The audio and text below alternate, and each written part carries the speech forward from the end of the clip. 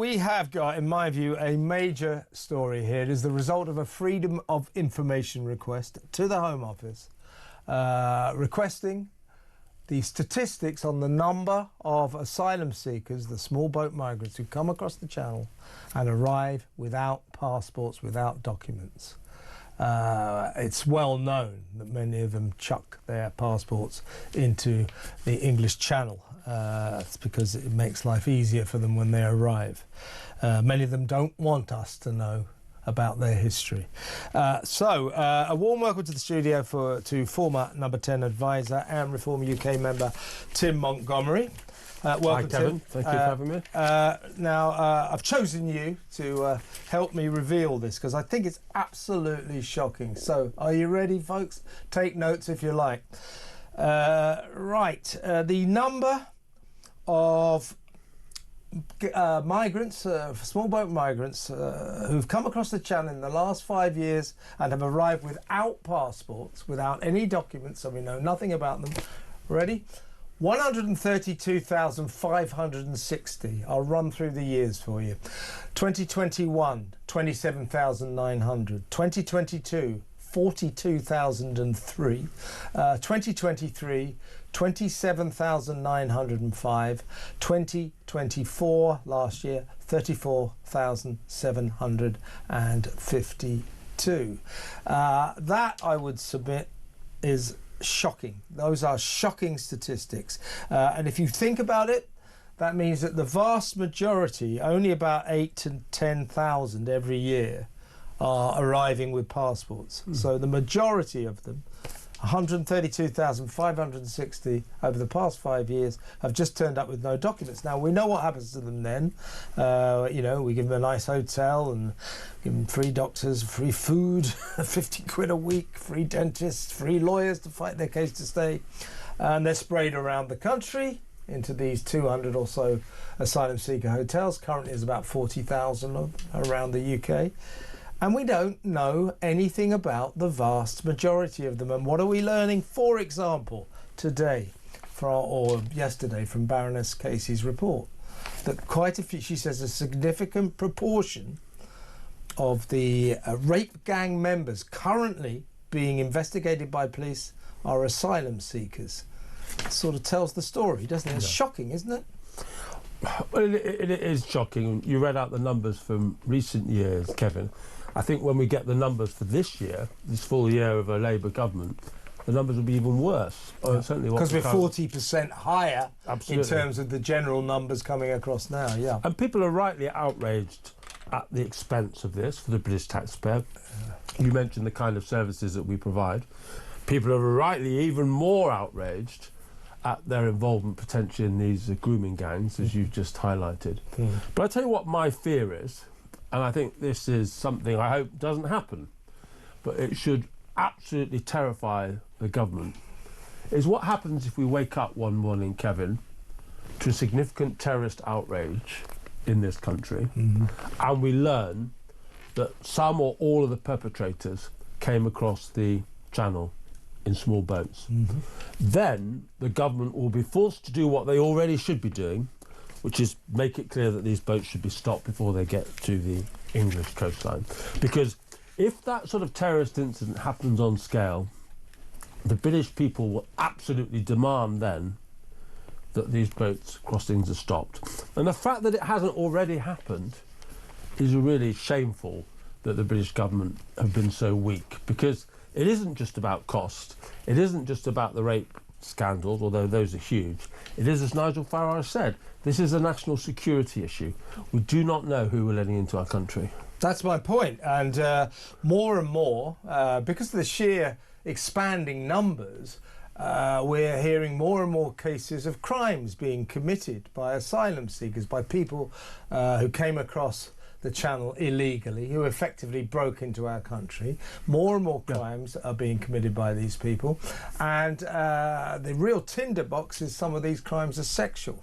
Now, when local communities, already at the end of their tether, because they've had 20, 30,000 foreigners shoved upon them, imposed upon them, find out that they're committing any crimes, they get annoyed. If it's a sexual crime, as we saw in Ballymena. in Ballymena, I mean, I suspect that those migrants arrived in Ballymena by a different method. Yes, yeah. But the point is well made.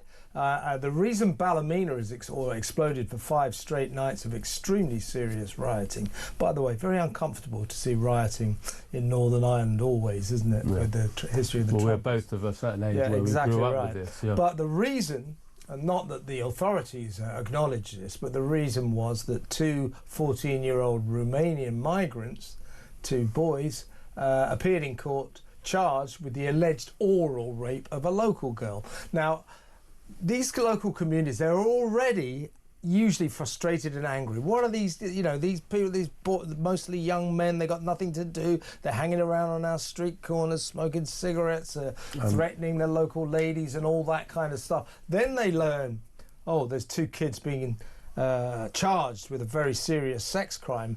That is the ignition point. That's when it erupts. So that's what happened in Ballymena. And Nigel Farage is also warning, and I absolutely agree with him, take no relish in that, that we can expect a summer of discontent. I think there'll be more Ballymenas all across the country. And of course, it's hot at the moment. Yeah. And if we know that when the temperature rises, we often get more disorder problems. And look, neither of us would justify what we saw. No, of course not. It's outrageous. But if there is unnecessary provocation of local communities, if communities are subjected to changes in their population that they haven't consented to, that they do not think are being properly policed, then what do you expect people to do? They will not be happy. Of course, they should never cross the line and go into violence. But who are the real villains here? The real villains are obviously the people that have perpetrated these alleged crimes. But it's also the politicians who put unfair pressure on already stretched communities, as you said. Absolutely. And have never had consent for it. And then don't Never had listen to consent. them. And then don't listen to them. Refuse to acknowledge what these riots were all about. So we had Michelle ONeal, the First Minister of Northern Ireland. She described it as pure racism. There is no other way to wrap this up. Well, there is actually, Michelle. That is wrapping it up in the truth, that there's a reason for these riots. And the local police chief said, these are just racist thugs. This is just mindless violence. You know, you can talk about all of that, and I'm sure there are people involved in those riots that we wouldn't like to go out for a drink with or have round for dinner. But to call it mindless with no purpose doesn't do anyone any favours, because what it adds up to is that there was a reason they were been rioting in Ballymena, just like there was a reason they were rioting in Southport and all across the country last summer. There was a reason, and Keir Starmer and the authorities refused to say or refused to accept there was a reason. They just said, far-right thugs, this is mindless, there's no point, this isn't even protest. Well, just because you don't like the form of the protest, and of course we don't like the form of the protest in Ballymena, throwing petrol bombs, running battles with the police, setting fire to buildings. We don't like that, we don't condone that.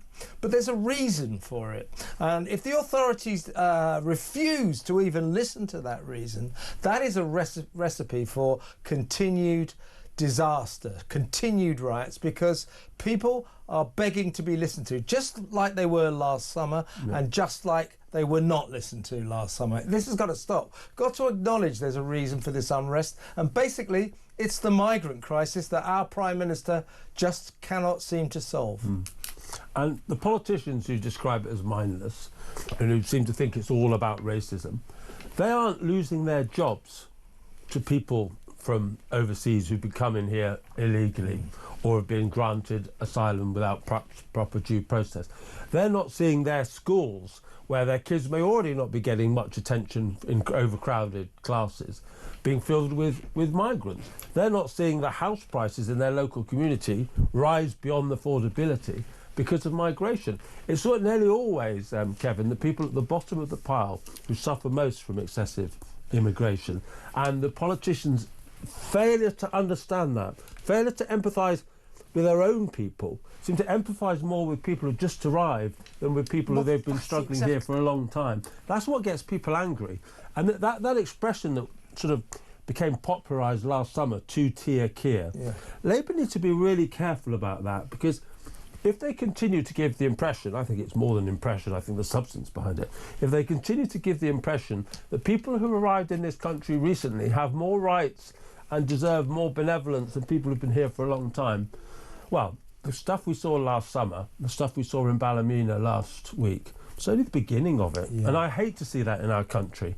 I just wish we had politicians with better leadership. You're exactly right, Tim. And when Rachel Reeves in her spending review last week was droning on about getting the asylum seekers out of hotels, unable to answer when asked the question, well, then what will you do with them? Labour have got no answer for that. Yeah. In the end, Rachel Reeves went on to Times Radio and rather sort of shirtily said, they said, well, what do you do with these, is it 40,000 asylum seekers that are currently, where will you put them? And she in the end she went, well, it's not my job to find them accommodation. Very reassuring. Yeah. Well, reminding us that Rachel and the Home Secretary Yvette Cooper do not get along. Certainly don't. Well, she is Rachel from accounts rather than Rachel from accommodation, isn't she? But that's not. But anyway, my point on that is that I don't think they will get all the asylum seekers out of the hotel. Of course they won't. No way. But they'll performatively get some out. Yeah. The question is where do they go? They go into either prioritised rented private property sort of provided by the government, or worse per se in terms of potential trouble, into social and council housing. Yeah. So they will, as you say, be prioritised. They'll jump to the top of the queue over British citizens who've been waiting for years. Ditto, British citizens all over the country can't get to see their GP. Asylum seekers, Isabelle Oakshot and I did this story last night in Cumbria, for example, get priority treatment. They get fast-tracked to see a doctor, they get fast-tracked treatment. That's happening all over the country. So when the local population, as in British citizens, see that the needs and the desires of asylum seekers, foreigners who broke into this country illegally, are being prioritised over their needs, that adds up to riots. Yeah, and I worry a great deal about what's around the corner. And you mentioned the spending review that we had last week. Of course, the Home Office budget was cut. It was one of the very few budgets that were cut. I give you Rachel and Yvette again. They don't get on. No, exactly, yeah. And I thought, Kevin, the first priority of any government is to keep the people safe, to invest in national defence and invest in the policing of this country. But that's not what this Labour government is doing. They're spending much more money on net zero and public sector pay than they are on those primary responsibilities. And if you and I are right, let's hope we're wrong. I think we both hope we're wrong, don't we? We both hope we're wrong that there isn't violence ahead on our streets. Yeah, of course. Yeah. But if there is, and the public feel that the government hasn't invested in our law and order capacity to protect them, that'll only add to the anger. Yeah.